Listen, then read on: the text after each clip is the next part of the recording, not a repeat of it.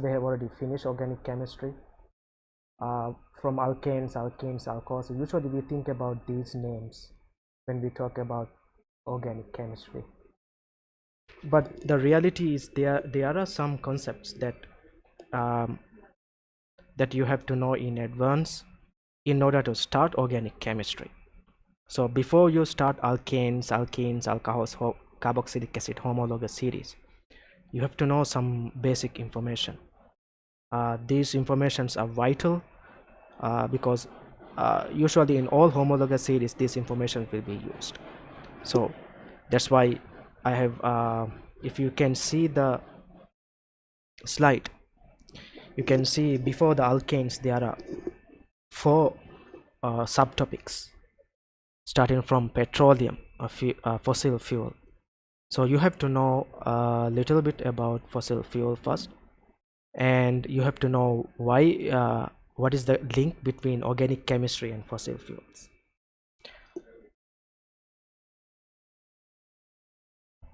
So first we will highlight about what is petroleum, or the synonym fossil fuel, and you will learn mainly 2 points. That is, you will be learning how to name the fossil fuels, and you will be mentioning how they are produced or they are formed, and you will be learning about hydrocarbons. So please make sure you note down these points. The fossil fuel, or so-called petroleum, or also called crude oil, uh, these are actually the coal, natural gas, crude oil. They are all fossil fuels. So fossil fuel is the main word, or we can say the parent name, and there are some subparts of fossil fuel which are petroleum, which we call crude oil, coal, or natural gas. They are called fossil fuels because they are the remains of plants and animals that lived millions of years ago. So if you can see the top right picture, it is the black colored liquid is the petroleum. Petroleum formed from the remains of dead organism that fell into the ocean floor and were buried under thick sediment. So over millions of years, high pressure slowly convert these nutrients from the dead organism into what we call as petroleum, the black colored thick liquid. The natural gas, on the other hand, is mainly methane.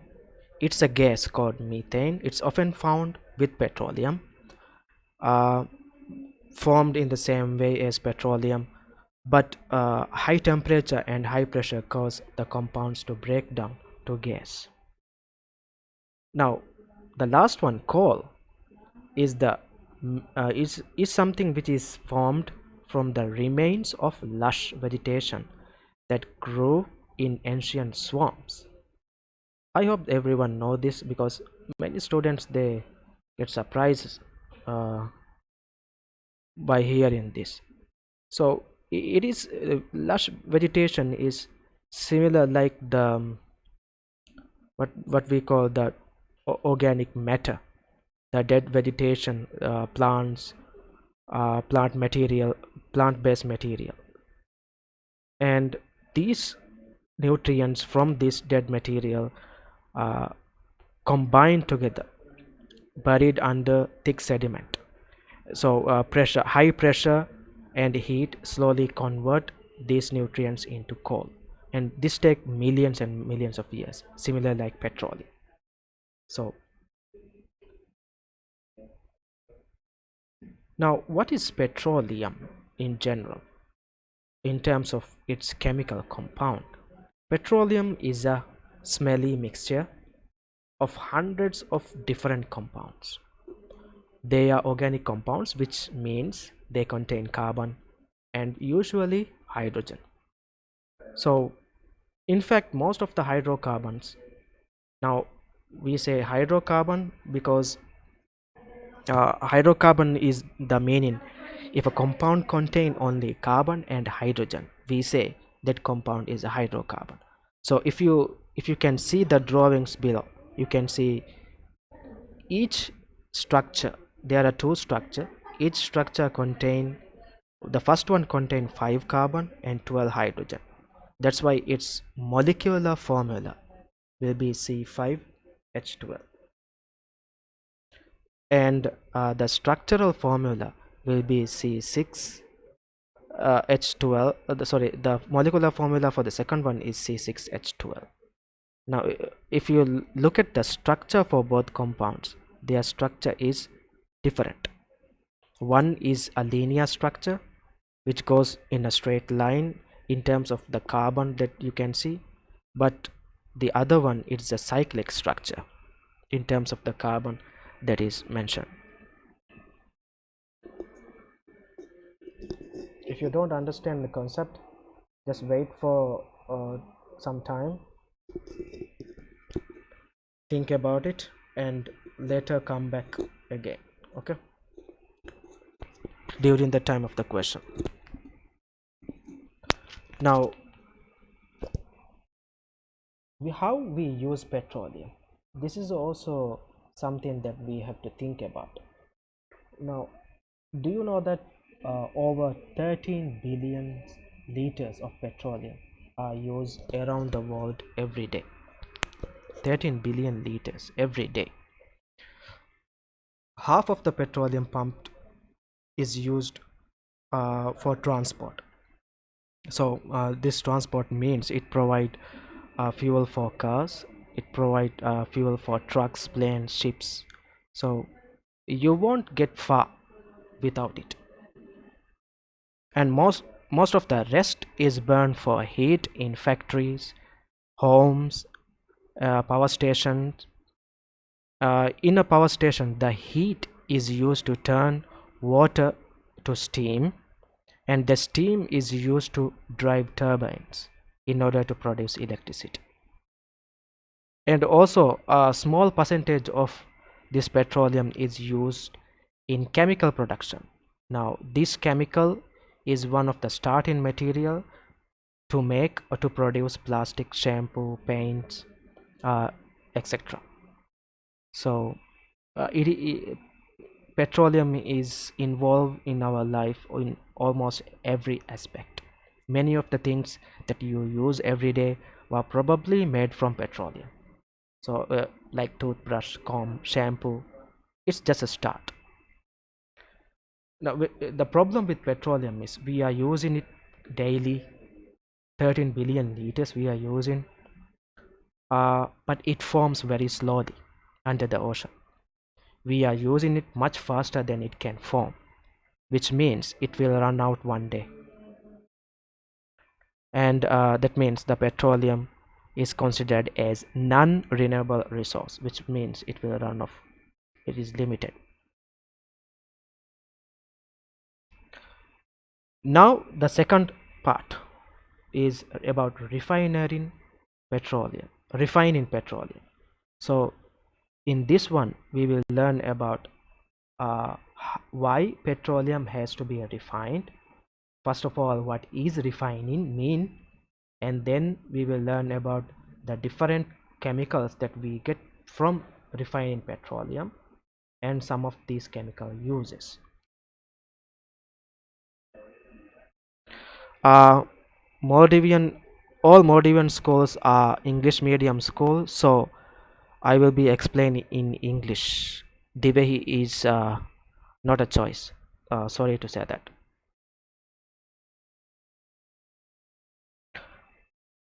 So if you talk about refining petroleum, what does refining actually mean?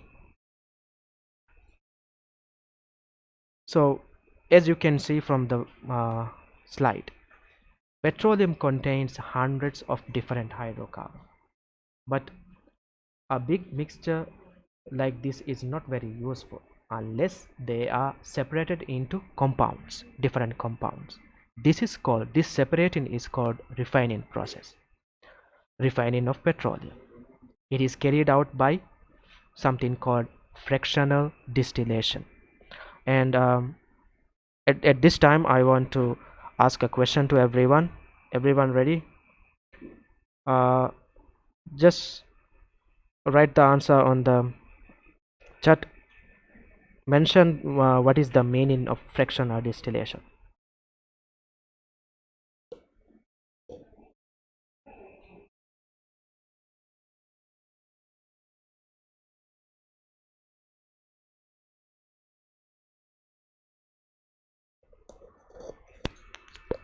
Mention what is the meaning of fractional distillation.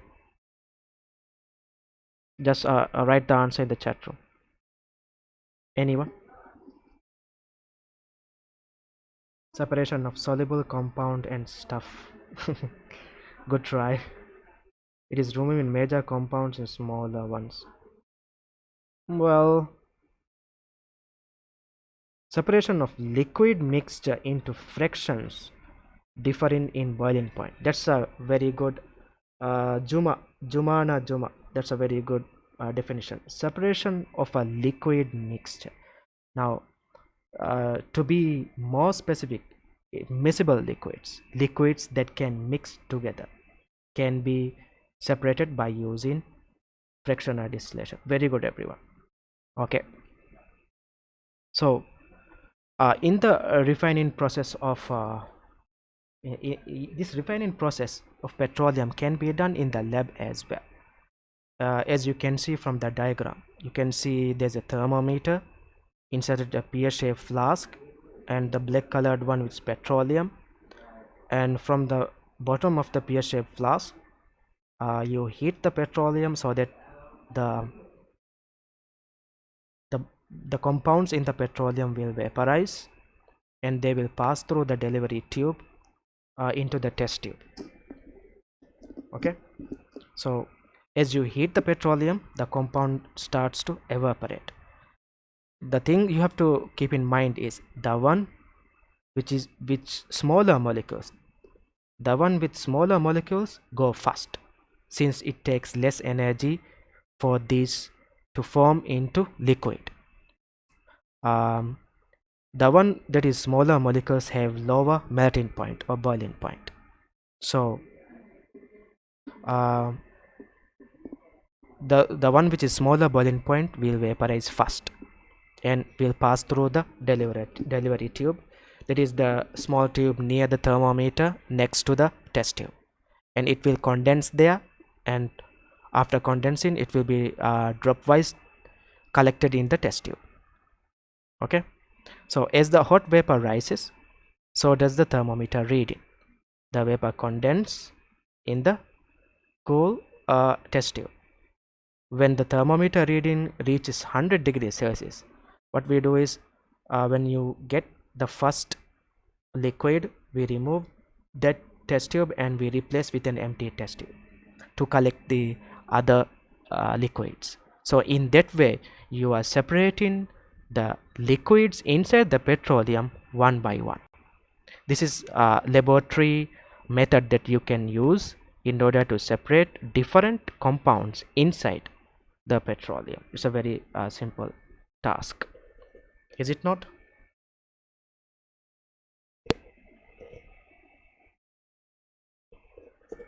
Okay, next, how can we compare different compounds we get from those test tubes, from those fractions, from those chemicals that we get? So if you can see different fractions, fraction 1, 2, 3, which one you think is catching fire more easily? Is it fraction 1, 2, or 3?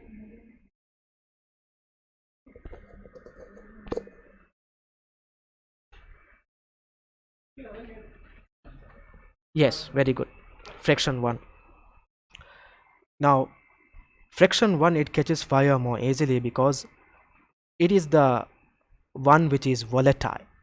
Now, volatile is something that the meaning you have to know.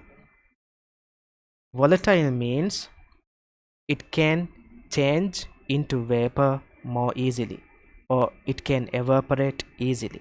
So keep that in mind. It's a very important term that you have to remember. Volatile means it can vaporize easily. So the one that can vaporize easily are usually smaller compounds or compounds with smaller molecular structure. Okay, the one with smaller molecular structure or less number of carbon, they are more volatile. That means they catch fire more easily, which means they are more flammable as well. Okay, like for example, like methane, ethane, they are smaller organic compounds that can catch fire more easily. Yes, very good. Now, okay, it's fine if you know what is flammability, what is volatile, but you have to know a little bit more detail than that.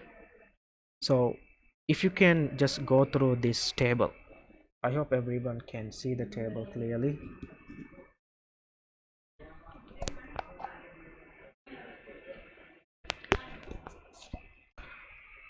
Just go through the table for a while. I'll give you 1 minute.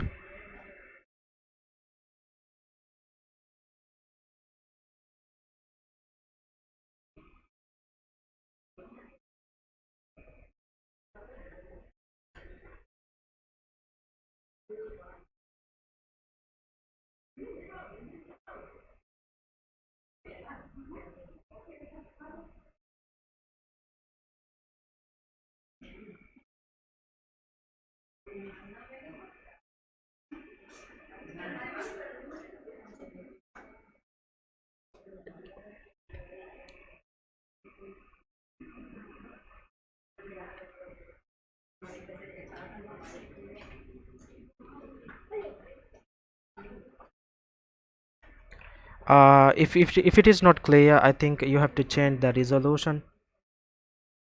Maybe your connection is slow. You can change the resolution to 480p. 480p you will be able to easily visible. Try to change the 144p is not enough. Sorry, that will be that is the lowest. That is the lowest. That will be not enough.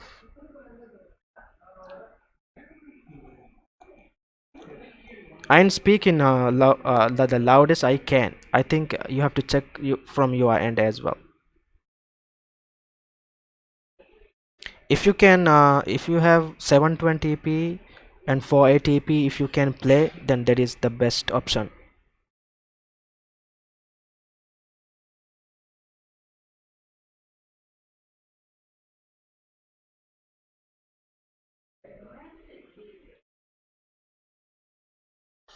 Do remember that those who misuse the chat, I am blocking some. So as I check on the chat, if you are misusing the chat, I am blocking you. So just keep that in mind.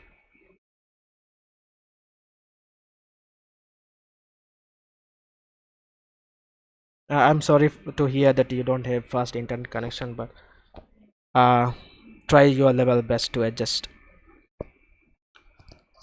Please try to use headphones if you can't hear clearly.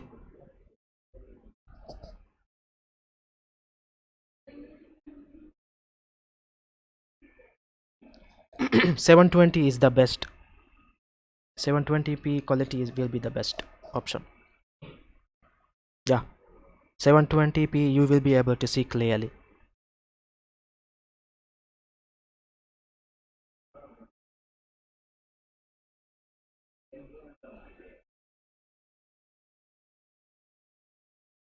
Okay, so let's proceed with this table. So this table shows the trends, the fractions of fractional distillation. Those result, this table shows that the larger the molecule, the higher the boiling point, but the less volatile. So when the larger the molecule gets, the higher the boiling point is, it becomes less volatile, it becomes less flammable, and it becomes more thick and sticky. With there is a term for thick and sticky called viscous viscosity. large molecules are harder to evaporate. That's correct. Yes. Now, let me ask a question. Um, can anyone answer why larger molecules have higher boiling point in terms of chemical bonds? Can you explain why larger molecules have higher boiling point? Let's see who can give the correct answer first.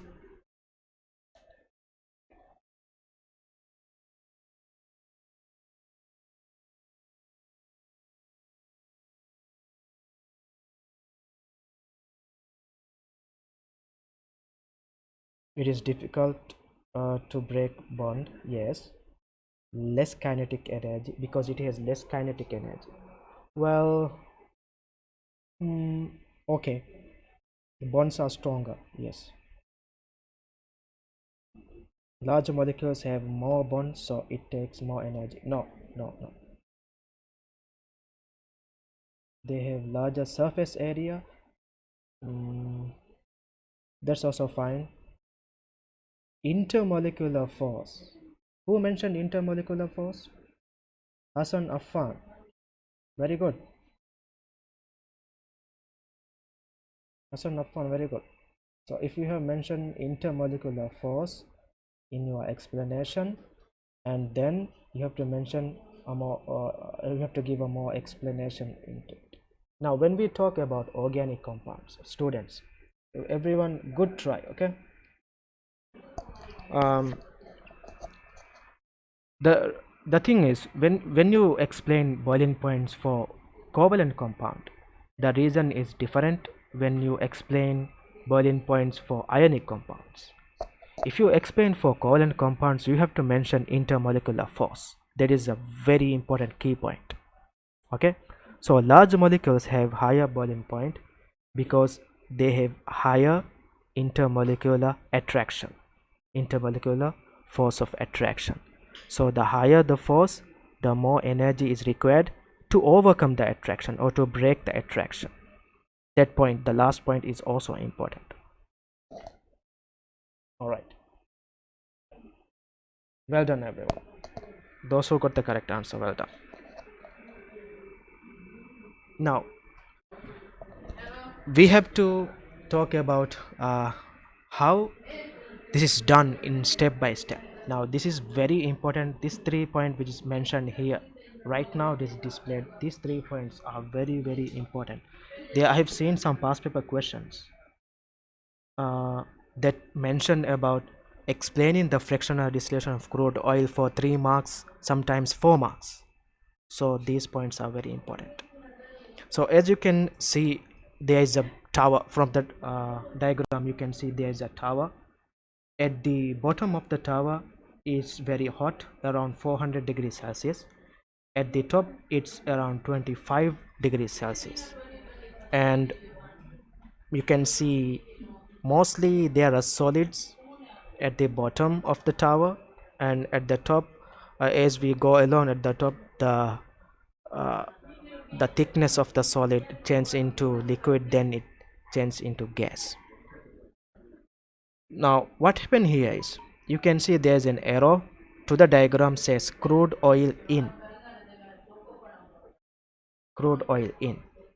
So in a refinery, the fractional distillation is carried out in a tower that is kept very hot at the base and cooler towards the top. Petroleum is pumped in at the base. The compound starts to boil off. Those with the smallest molecules will boil off first and rise to the top of the tower. Others rise only part of the way, depending on their boiling point, and when they reach to their fraction, they will be condensed and removed. So as you can see, the first one is called refinery gas, the second one gasoline, petrol, third one naphtha, paraffin, sometimes also called kerosene, diesel oil, which is also sometimes called gas oil, fuel oil, lubricating fraction, and bitumen is the last one. You have to please all students be attentive to this one. This is a very important one. You have to know in order from top to bottom of the tower. Those fractions you have to know in order. So from refinery gas to bitumen, you have to know in order. So at the top means refinery gas has the lowest boiling point. The largest boiling point is the one at the bottom, the name bitumen. So you can see the next table shows the number of carbon for each fraction. As you can see, as it goes down the tower, the number of carbon increase. So refinery gas is the one which is used in cooking, petrol usually in petrol cars, naphtha used as a starting point or a feedstock for many chemicals. Now naphtha is actually something very important for you to remember, because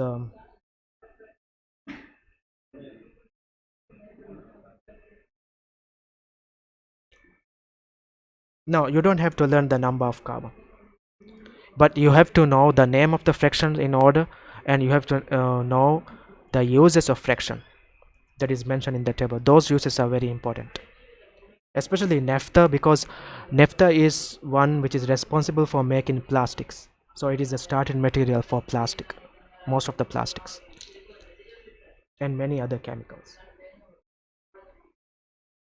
So it's very important for you to remember.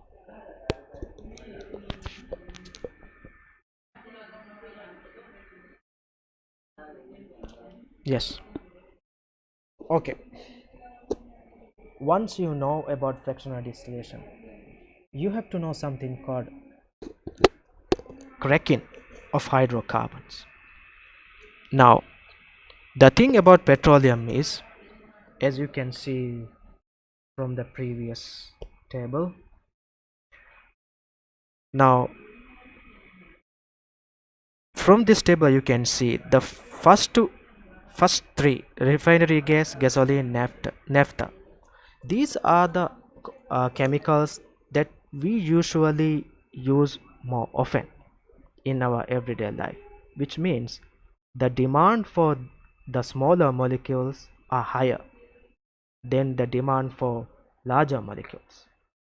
So the problem with petroleum, fractional distillation of petroleum, is smaller molecules we get in a much less quantity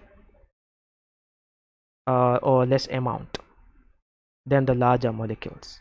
So we have to find another way to produce more smaller molecules. That's why we need cracking. Okay, cracking is a process that is done in order to break larger compounds into smaller molecules. So you have to know, you have to also know this point. After fractional distillation, petroleum is separated into fractions, and again it is processed through fractional distillation. But that is not the end of the story. The fractions all need further treatment before they can be used. For example, they contain impurities like sulfur. So if any fuel, if sulfur is there, sulfur dioxide gas will be formed. And some fractions are separated further into single compounds or smaller compounds. For example, the gas fraction is separated into methane, that is the refinery part. Refinery gas fraction is separated into methane, ethane, propane, butane. uh, Usually butane is the chemical that is used in cooking gas, as a cooking gas. And some part of these fractions, they are cracked. Cracking means breaking larger molecules into smaller molecules. So as you can see from this diagram, this is a simple laboratory diagram of cracking. This experiment is carried out using hydrocarbon oil from petroleum. The product is a gas which is collected over water in the inverted test tube, as you can see from the diagram. Yes, the catalyst used here is aluminium oxide, or it is also sometimes it is called a zeolite catalyst. Have you heard about zeolite?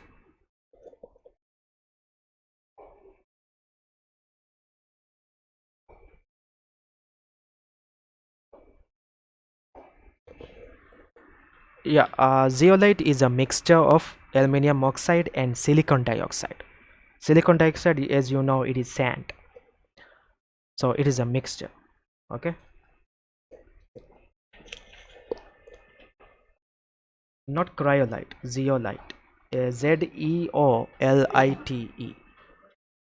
All right. So the reactant, which is the hydrocarbon in cracking, has uh, larger number of carbon, so which means the liquid is thick, there's no smell, and they are less flammable, which means difficult to burn, and they react with other substances in a much more less frequent way. But the product, which is the smaller molecule, the product that is formed from cracking of hydrocarbon, their appearance is colorless, they are in gaseous form, they have a smell, usually pungent smell, they burns readily, which means they burns more easily, they are more flammable, and they react with other substances more frequently, or they readily undergo chemical reactions. So these are some of the physical properties of the substance that you use uh, for cracking, and the products that is formed in cracking. Okay, pungent means not a pleasant smell, a very unpleasant smell. um, the best describe is ammonia smell, if you have experienced, if you have used a chemical dye on your face before. There are fem. Have you heard about fem dye?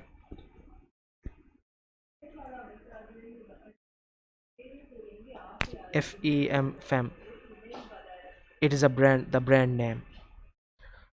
That brand has a smell of ammonia if you use.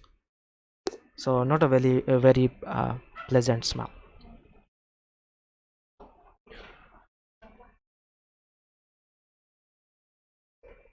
If you take a look at to the example of cracking, you can see there is a structure in the reactant side, and there are three structures in product side. The reactant side has a larger structure with 10 carbon and 22 hydrogen. That's why its formula is C10H22. This is actually one of the compound that is extracted from the third fraction, which is naphtha. Okay, and to do cracking, you have to subject the larger compound, into high temperature, and using a catalyst as mentioned. Always there will be an alkene formed, so please keep this in mind. There will be an alkene formed in most of the cracking, alkene plus an alkane.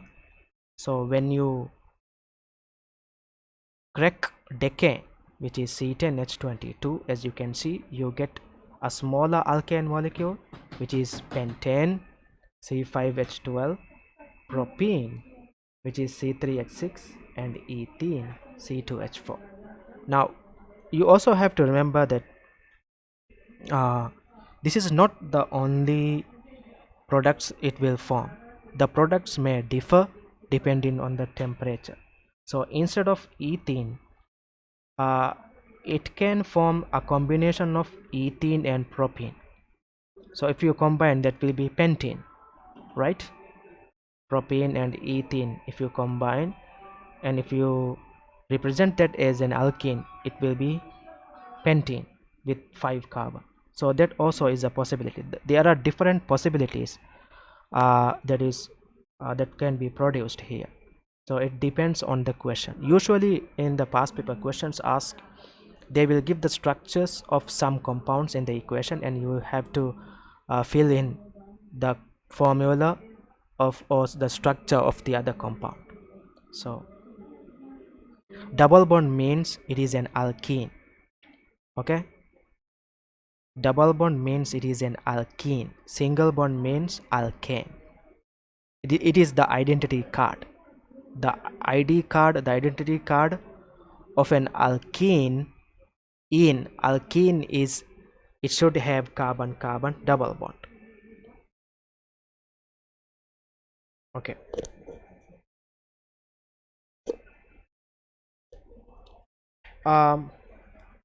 there is another example of cracking as well. Not all cracking will form alkanes and alkenes. If you remember Haber process in grade 9, do you remember Haber process from grade 9? What is Haber process?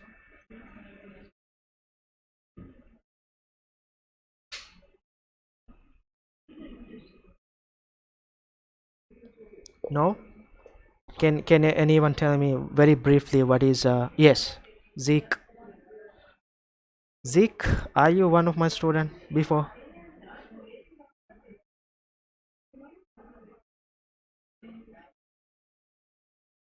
Yes, that's good. Okay, producing ammonia, production of ammonia, the industrial production of ammonia is called Haber process. In the production of ammonia, you might have heard about how we get hydrogen. We have to get raw materials to get nitrogen and hydrogen. How we get hydrogen is by cracking of ethane or methane. When you crack ethane, you will get ethene plus hydrogen gas. This is one way in industry they get hydrogen gas, and this hydrogen is used in the production of Haber process in other purpose as well. Yes, that's correct. Hydrogen is produced from cracking. Yes, but the thing is, for the reagent you have to use steam instead of a catalyst. You have to use steam, and you have to subject into a very high temperature greater than 800 degrees Celsius. So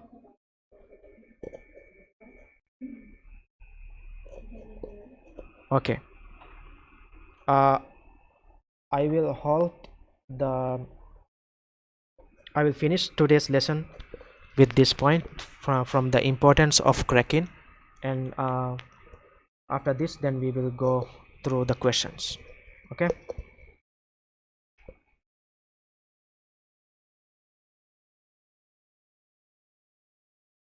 now why cracking is important, as I mentioned before, because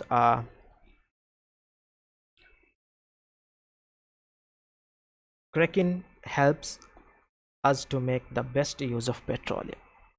This is also a very important question that frequently asked in the past paper. So how it makes best use of petroleum? Suppose you have too much of naphtha fraction and too little of gasoline fraction. You can crack some naphtha to get more molecules to the right size of petrol. And also, cracking always produce short chain compounds with carbon carbon double bonds. This bond makes the compound reactive. So one thing you have to know about compounds with carbon carbon double bond is that these compounds, they are more reactive than compounds with single bonds. Okay, double bonds are more reactive than single bonds. Yes, alkene, that means alkenes are more reactive than alkanes. So they can be used to make plastic and other substances. Yes, that is the meaning of unsaturation. Unsaturation means having carbon carbon double bond. All right, so that's all about the explanation for today. For today's lesson we have covered three subtopics. That is starting from about the fossil fuels, the petroleum. We learn about refining petroleum, and we learn about cracking petroleum as well. So I hope everyone understood most of the concept. Those who have questions, please go ahead.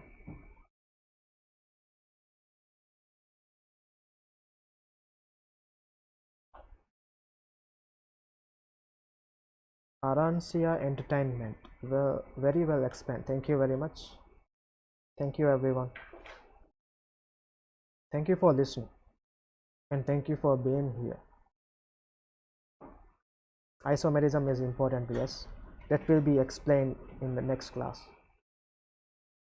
Which part you didn't understand? Organic chemistry is actually very easy compared to other parts. Depends on how you see it.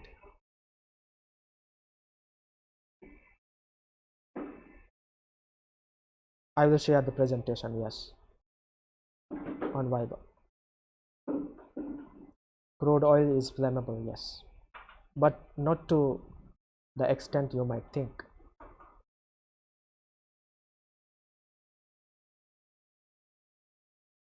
Steam is used as a catalyst.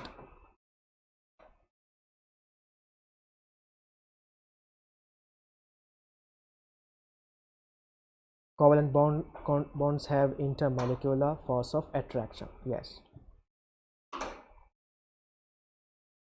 The naphtha is raw material to produce many chemicals.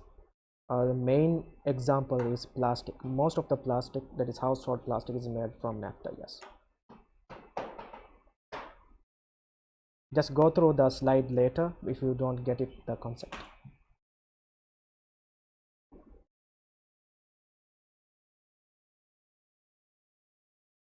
Refining means breaking down of a compound into smaller compounds.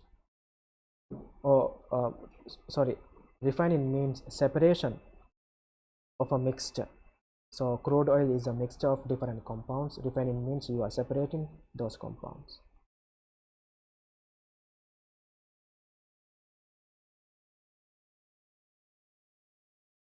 Well, chromatography is not that much linked to organic chemistry until when you study about proteins, amino acids, then it is linked. So polymer is actually a different part of organic chemistry, yes, but polymer will be explained separately in a different topic. This main topic, unit 17 in your syllabus, unit 17, it's organic chemistry. Triple bonds are not there in your syllabus, only single bonds and double bonds.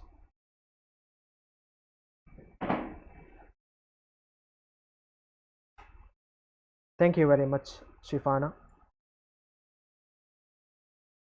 Esters are compounds that is formed from the reaction between an alcohol, a carboxylic acid.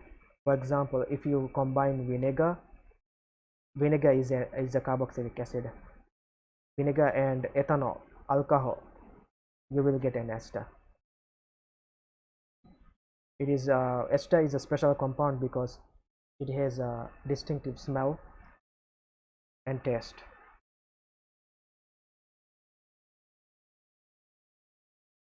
Hopefully next class tomorrow, 2 o'clock. Substitution reactions are a reaction in which one element from a compound, one element from a compound is replaced by another element. For example, alkanes, when it reacts with chlorine, that is a halogen, one chlorine will be replaced to one hydrogen. That's a substitution reaction.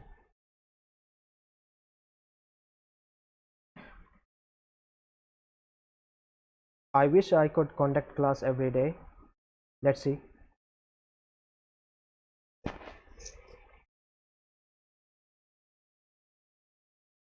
Alkynes is not in our syllabus, yes. Shear alkynes is not in our syllabus. It's okay if you learn alkynes, you will get more information. Terylene and nylon. Yes, it is there in the topic, but it is a separate part of organic chemistry. An addition reaction is a reaction in which uh, an alkene reacts with when an alkene reacts with other substance, its double bond is broken down and another substance, another element is added to that alkene. That is called addition reaction. In an addition reaction, only one product is formed. Two reactants react together to form only one product. So do we need books and pen for questions? Please answer. I don't understand your question, Ashish. You will need books and pen to note down any specific points for you to remember, right? I hope that was what you were asking. Bauxite is a mineral formed in earth crust. Thank you, Azma Muhammad. I hope this will be helpful for your school as well.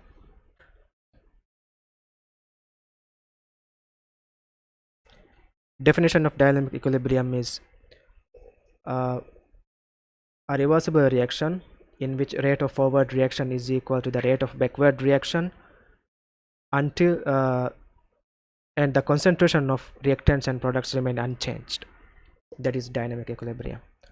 The rate of forward reaction is equal to the rate of backward reaction and the concentration of products and reactants remain unchanged. Yes, esters is part of the organic chemistry, but organic chemistry is actually divided into two different topics: organic chemistry 1 and organic chemistry 2.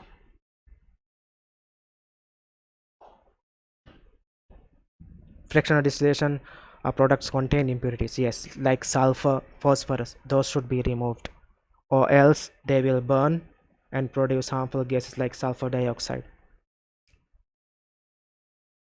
There are two types of cracking mainly, yes. One type produce hydrogen, the other type produce alkene and alkanes. Haber process is the process in which you make ammonia by using nitrogen and hydrogen. Nitrogen is obtained from fractional distillation of liquid air. Hydrogen obtained, as I mentioned today, from cracking.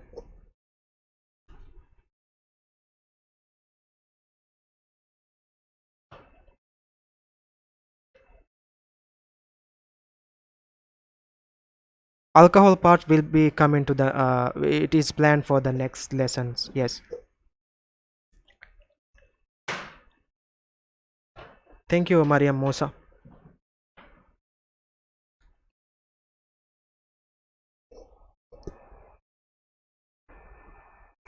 Thank you, Zen 99 Velvet.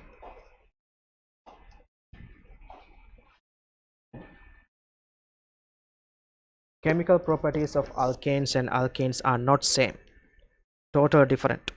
Alkanes, they undergo substitution reaction. Alkenes, they undergo addition reaction. Alkenes, they replace one of the elements from their compound. Alkenes, they add the one they are reacting. Now sulfuric acid is used to make is used in contact process. In contact process, a very less amount of concentrated sulfuric acid is used to make larger amount of concentrated sulfuric acid. That's why both sulfuric acid is used in both process. Volatile means easy to vaporize. It can easily evaporate. That means we can't obtain hydrogen from air because the amount of hydrogen in air is very less compared to other gases.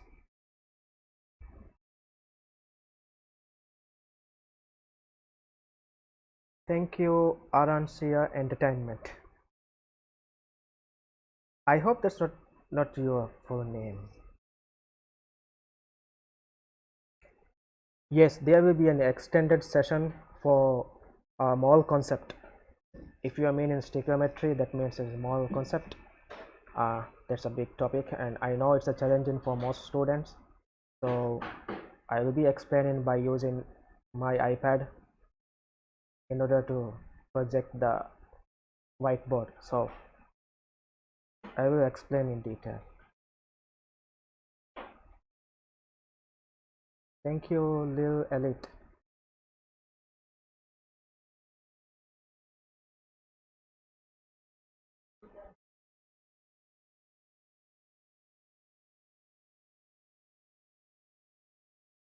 Thank you, Marshmallows.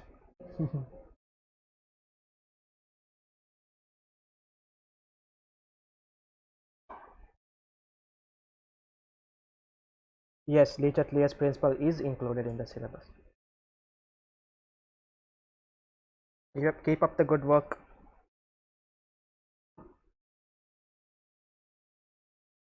Did you understand everything? I doubt about that. What is polyamides? It's poly means many. Amide is formed between uh, a carboxylic acid and an amine. So that means in order to understand an amide, you have to know what is an amine is. So always remember, uh, an amide is a combination of carboxylic acid and amine. Okay, amine plus carboxylic acid. Thank you, AZ.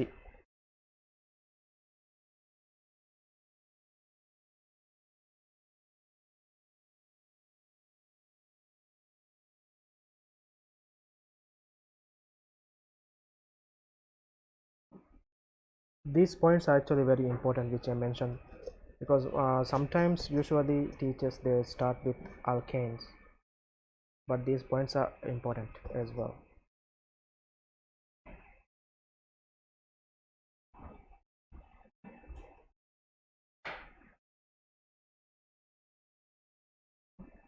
But what are carboxylic acid? That will be discussed later.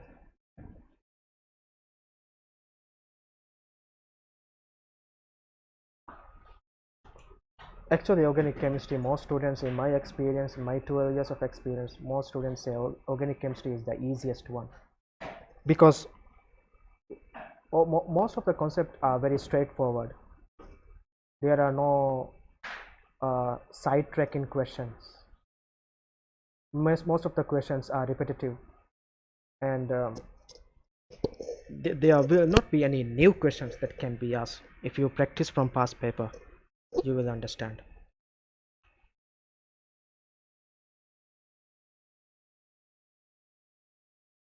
I know it's very convenient to rely on short notes, but usually I don't support short notes when you do referencing. Short note is only best just before the test, so do not rely on short notes when you really study. Try to absorb as many information as possible when you study.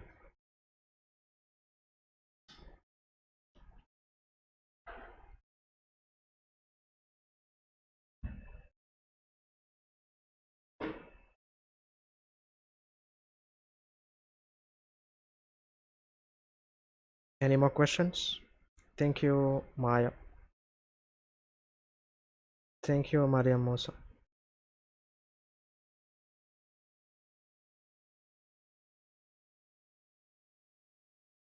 Short notes are for the last minute. Yes, very good.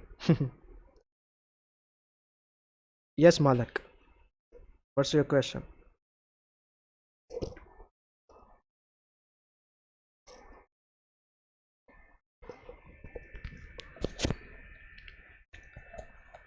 Yes, urea contain some amount of ammonia. Yes.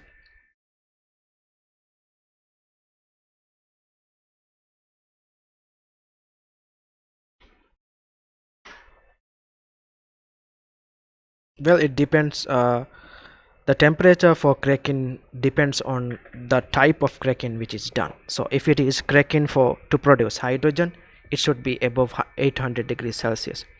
Usually in the test, you don't have to specify the exact temperature for cracking. You can mention high temperature, that's all. You will get the mark. Thank you, Fasana.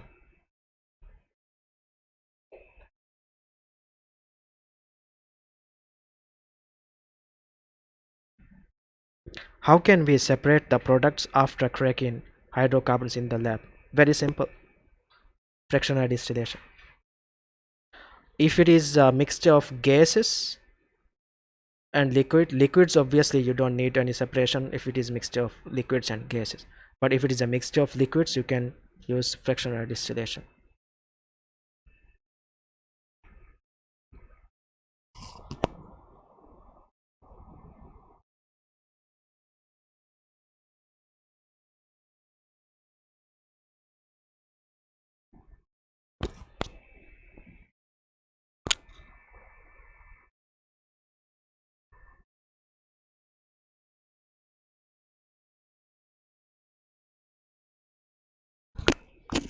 Thank you, Maya. If my health is if I'm healthy, I will be conducting lessons every day. Yes. Electrolysis, let's keep it for different class. Electrolysis is the method you use to break an ionic compound into its elements.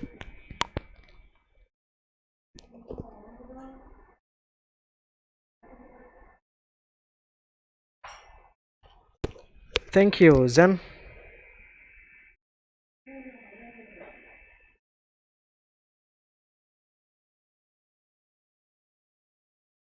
Hydrogen gas is produced mainly in industry by using cracking. Yes. We can obtain ammonia from urea. Yes.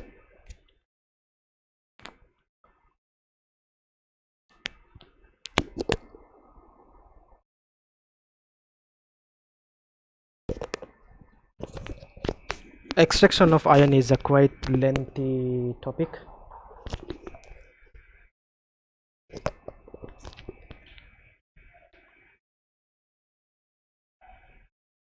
If you don't balance the question, you will not get any mark. An unbalanced equation is a wrong equation. I actually mentioned in the previous lesson, an unbalanced equation is a wrong equation. You will not get any mark.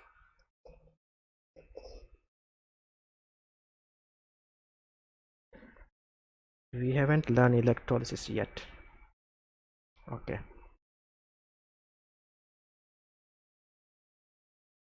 Mole calculation is a very detailed.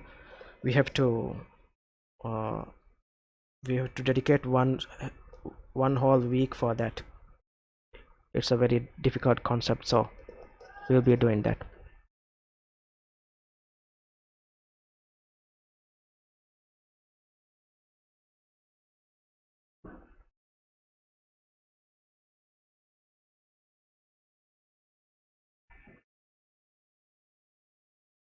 Yes, it's okay if you don't understand how to balance equation, because it is expected.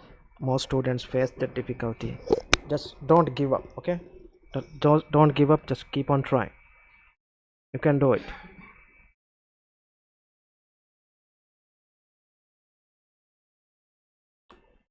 Yes, alcohol general formula is CnH2n plus OH.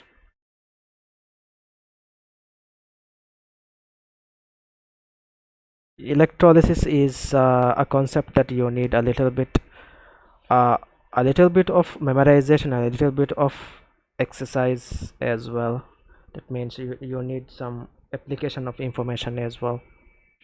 Small concept is difficult for most students, I agree. The difference between the flammability is the top one. The smaller molecules will be more flammable, larger molecules will be less flammable.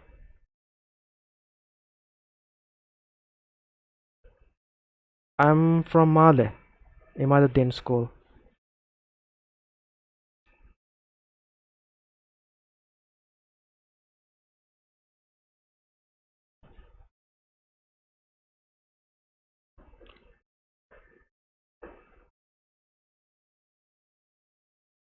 We can use fractions in balancing chemical equations.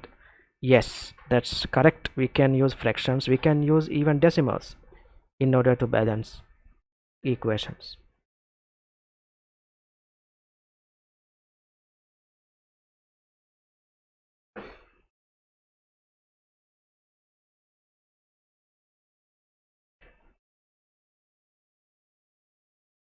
Carboxylic acid general formula is a little bit tricky, so be careful. Its general formula is CnH2n plus 1 COOH with n number of carbon minus 1, that I will explain later. It's always best to invent your own method of balancing equation, because sometimes different students have different way of approaching information. Some students use, for example, in calculation, some students use cross multiplication while others use formula. So for different people, assimilation of information will be different. So unless you think about it, you focus about it, you give 100% focus on it, then you will not know how to learn a concept.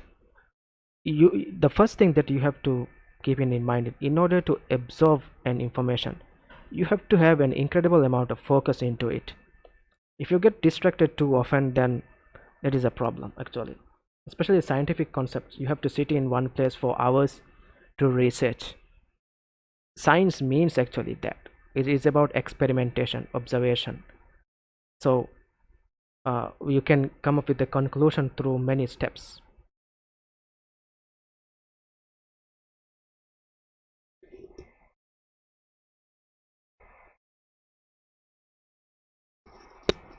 Lail Ibrahim, what is your question?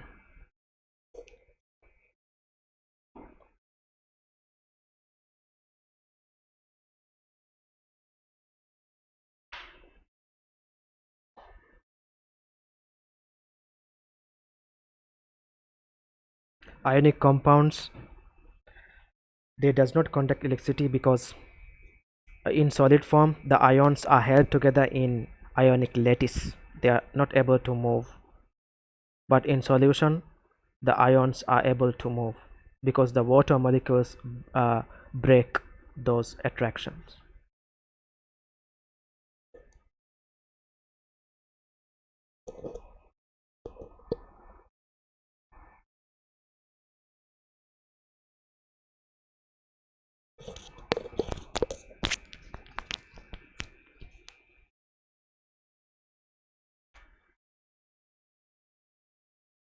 Butanol, I think there will be around 5 isomers.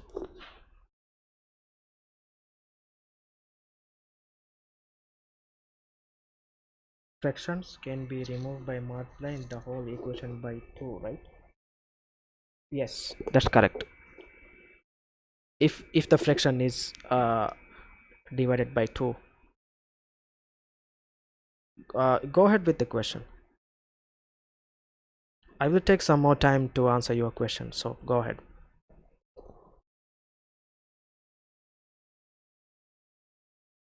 Alkenes are homologous or analogous? What is the meaning?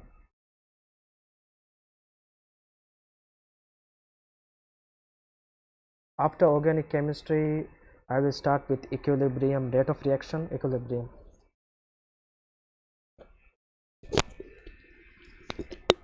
Yes, organic chemistry means the macromolecule part as well. Yes. Rate of reaction will be explained later. Our separate sessions will be conducted in order to do past papers. So in that one we will practice MCQ as well. Exactly, I'm not sure about how many isomers will be there in pentanol.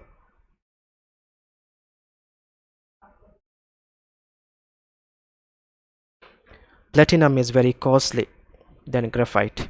Platinum is one very rare metal from earth crust. That's why it's expensive. That's why mostly instead of platinum, graphite is used. Yes, graphite is not actually cheap, but it's cheaper than platinum.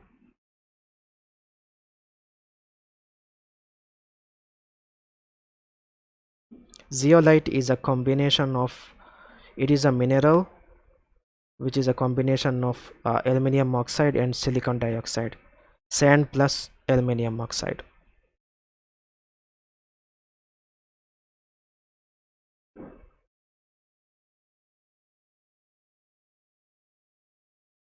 White gold is an alloy of gold. Platinum is not white gold. Inert means unreactive. Yes, that's good.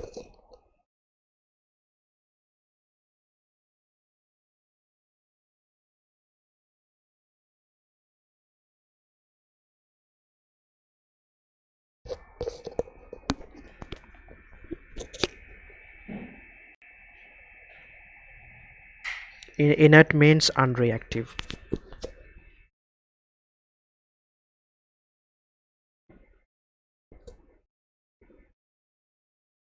Why mass number have deci? I don't understand the question.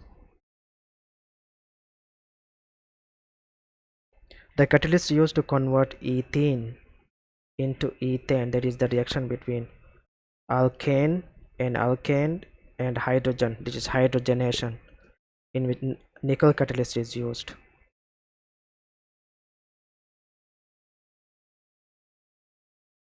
Asma, what is your question? Why mass number has decimal? You mean decimal numbers? Is it the question?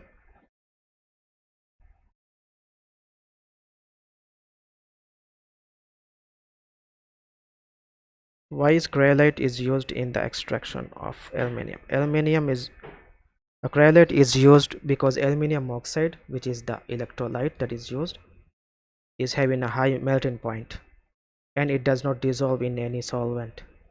So cryolite solve that problem. Yeah, mass number have decimals because some atomic mass number means it is the combination of all atom mass, right? All the atoms in a molecule, if you add together you get the mass number. So some elements, actually most of the elements, they have decimal numbers. In your periodic table there's only one element I think that is mentioned in decimal form, that is chlorine 35.5, but all, in actual reality all element has decimal values. Your periodic table has most of the values round off.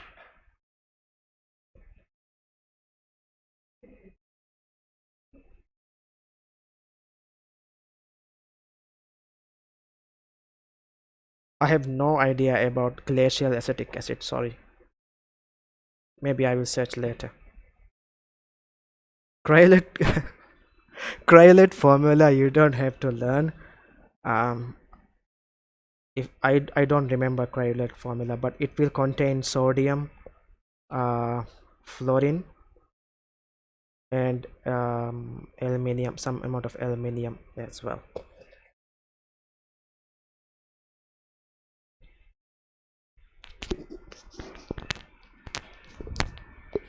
Magnesium oxide bricks used in extraction of zinc.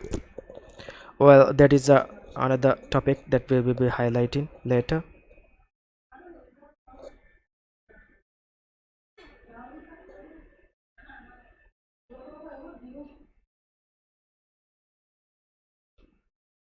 What is meant by excess oxygen? When there is too much or a large quantity of oxygen, that is called excess oxygen. It's very simple, it's what it says. Excess means more than required.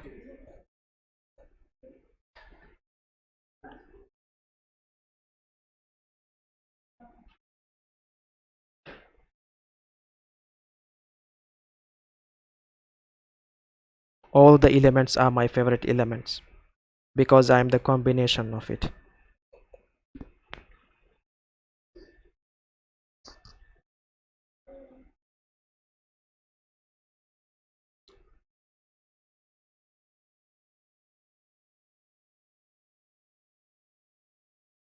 If you write electrons instead of ions, the answer will be wrong. Yes, Nawaf, please Do not make that mistake. Many students lose mark because of that.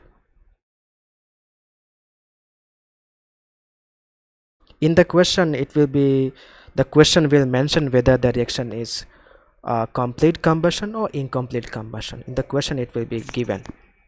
So you have to look for that word.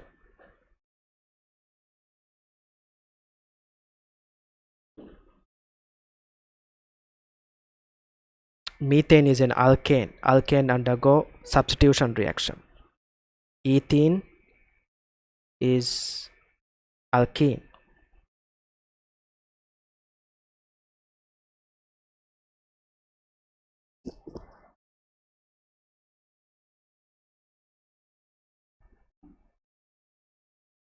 Yes, blast furnace will be explained later.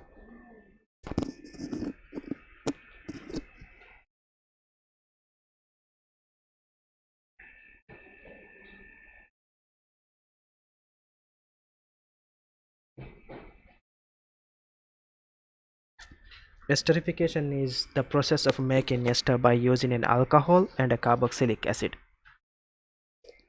with the presence of concentrated sulfuric acid as a catalyst. Alright everyone, now I will take one more question and then we will finish this session. If you have one more question, I will take to answer it and then we will finish.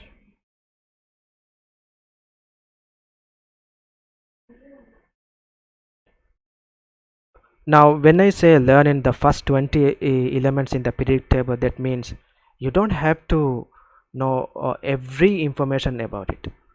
The key information you have to know about the first 20 elements. For example, if the name is mentioned for the first 20 elements, you should know which group that element belongs to.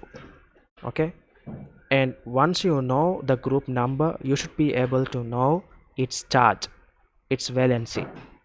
Okay, whether it is a positive charge or negative charge, you should be able to identify that. And also you should know whether that substance is a metal or non-metal. All right, so with that we will conclude today's lesson. Hopefully we will meet tomorrow. Thank you for everyone being here and for all students to follow the rules mentioned in this online lesson. Thank you everyone. Have a good day.